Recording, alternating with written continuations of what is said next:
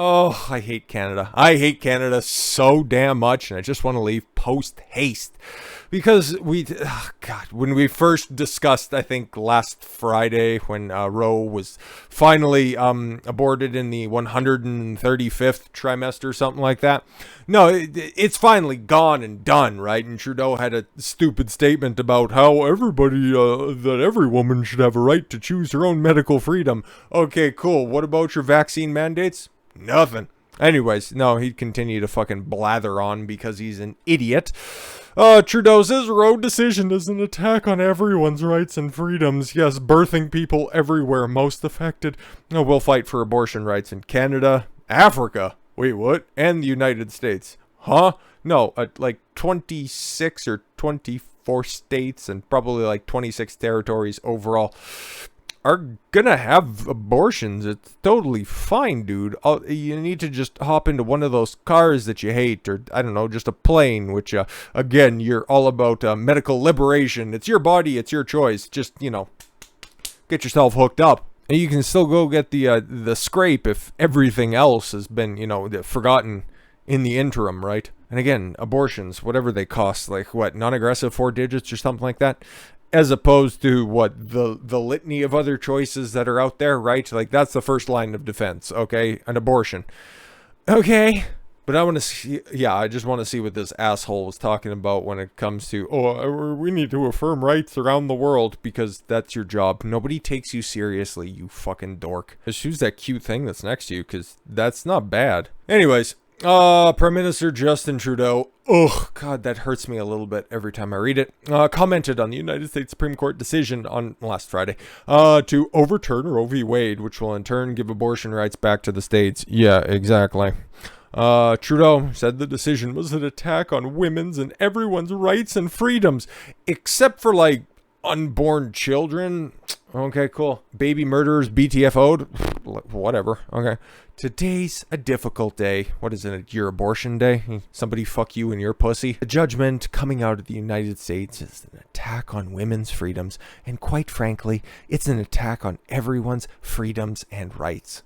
Again, tell me that you support murdering minority children without telling me you support murdering minority children, because take a look at the overwhelming majority of kids that get aborted. Yeah, no, exactly. Those aren't pretty statistics. But again, he doesn't even know what the fuck is really going on. He just wants to pander to his base, his ever-dwindling fucking base. I'm going to be really clear. In Canada, we will always defend a women's right to choose and continue to work to expand access to a range of reproductive services across the country. It's funny, right? Because I guess he categorizes abortion as reproductive services. Isn't that like fairly antithetical, right? Because if you get an abortion, there's no more reproduction that happens there. It's like you just hang up the closed for business sign right there on the uterus. But whatever. Today, I think of those generations of women around the world, and specifically in the United States, who fought so hard to gain rights. What? No, whatever. Okay, continue to pander, asshole. And continue to fight today to get more and more rights. Which ones are they missing, by the way? Anyways. Because there's still so much more work to do. There's always more work to do, but you never want to do any of the work. You just want to subsidize all the useless fucks that are out there, but whatever, that's you.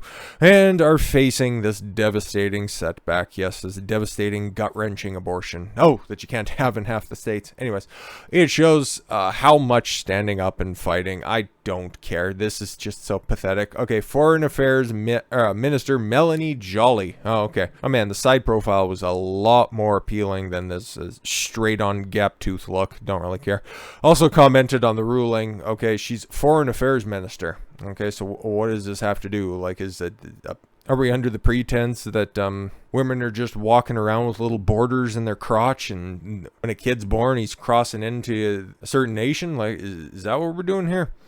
Saying that is a reversal of hard-fought gains by generations of women and put women's lives at risk. Again, another one of these uninformed assholes, but that's the Canadian government in a fucking nutshell. Speaking of which, Trudeau Liberals say groups providing dishonest counseling to pregnant women will be ineligible for charity status. Knowing the Liberal government, okay, what they think is dishonest counseling? I shudder to think what their terminology is when it comes to this stuff. Deputy Prime Minister fucking Himmler stated that organizations that provide dishonest counseling to expecting mothers will be ineligible for charity status. Huh, exactly. So what, if you don't force abortions onto women, you're not going to be allowed for charity status? Is that what we were trying to tell us? Okay. Her comments came in response to a petition from a group of Canadians concerned that the Trudeau government would be cracking down on pro-life pregnancy centers. Yeah, no, exactly. This is exactly what it sounds like, okay? Censor the internet, censor institutions that you don't like by taking away their funding or just their charity status, okay? Just, this is tax-free status, okay? By just, reinforcing certain people's beliefs. You have to seek out these facilities, by the way, okay? But if they're being dishonest, which is of course code for, hey, if you want to go ahead and get rid of that because we kind of think that you probably should, but hey, it's your choice at the end of the day, but here you go, just go ahead and get rid of that instead of, hey, if you want to just, have the kid, there's like a lot of people just waiting to adopt, like that's a very popular thing, and it's almost like, that's not getting talked about at all, but whatever, okay. The Liberal Party of Canada has promised in its 2021 platform to deny the charitable status of organizations that have convictions about abortion, which the Liberal Party views as dishonest. Wow, exactly. Just a fringe minority with unacceptable views. Interesting. This may jeopardize the charitable status of hospitals, houses of worship, schools, homeless shelters, and other charitable organizations that do not agree with the Liberal Party on this matter of reason of conscience. No, exactly. Because there is one God, and his name is Justin, and you shall bow to him and worship him. The petitioner urged the government to protect and preserve the application of charitable status rules on a politically and ideologically neutral basis, without discrimination on the basis of political or religious values, unless, of course, they're political or religious values that we find somewhat objectionable. In a response, Freeland stated that the government would be looking into exactly how potential charitable organizations go about advising pregnant women. Why is this your concern? All Canadians should have information they need to freely make the decision over their own bodies and have access to the medical care and services that are their legal right, she said. Registered charities that provide reproductive health services are required to provide accurate, judgment-free, and evidence-based information to women that with respect to their rights and options at all stages of their pregnancy. Oh, okay, cool. I'm glad you're putting in this much work for half of the population. That's great, wonderful, fantastic. In this regard, the government has committed to introducing amendments to the Income Tax Act that ensure that organizations that provide dishonest counseling to pregnant women are ineligible for charitable registration. What exactly does that mean? Okay, and again, this is another instance of the Canadian government acting on something that happened in the United States, okay? You remember Uvalde, okay? 19 dead kids, so what do we need to do? Take away all of the guns. That happened in Texas. It couldn't literally be farther away from Canada, but no, we need to act on it. Roe V. Wade gets overturned. We need to go ahead and tell women exactly what to do, and it's within our purview because we're the Liberal government, and we're looking out for you, which leads us to probably another huge scandal if it was anybody else that's out there, okay, right now. Because you remember the Freedom Convoy, right? The big trucker protest that happened earlier this year. It seems like a decade ago at this point. That involved, I don't know, maybe the Liberal government evoking the Emergencies Act and then later down the road realizing that, actually we didn't really need to and nobody called for it and it was just kind of a blatant power grab and an act of open tyranny from Justin Trudeau. But now it accomplished its goals and nobody needs to look in that any further.